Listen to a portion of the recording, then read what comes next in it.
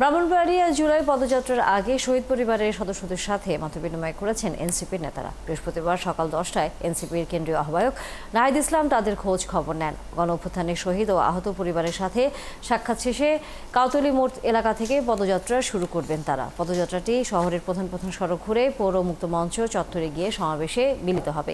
সমাবেশ শেষে পদযাত্রা গাড়ি বহর হবিগঞ্জের উদ্দেশ্যে রওনা করবে।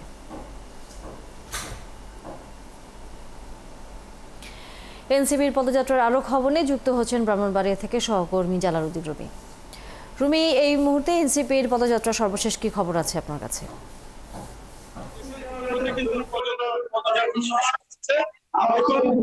সমাবেশ চলছে এখানে কিন্তু কেন্দ্রীয় ধারাবাহিকভাবে তাদের বক্তব্য চলছে।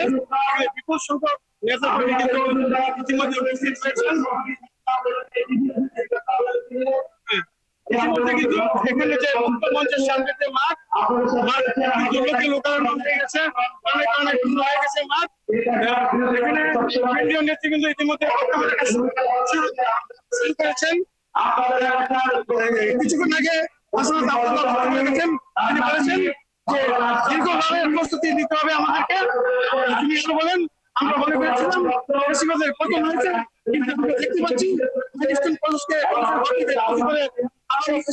চিকিৎসা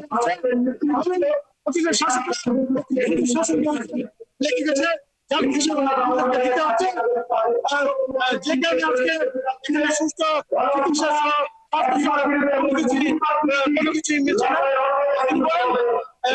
এখানে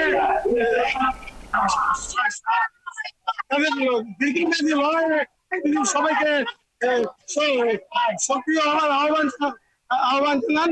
ধারাবাহিকভাবে কিন্তু বক্তব্য পর্ব চলছে। আমি আপনাকে আমার সমাবেশের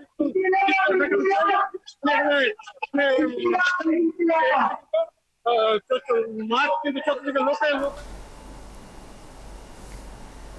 ধন্যবাদ।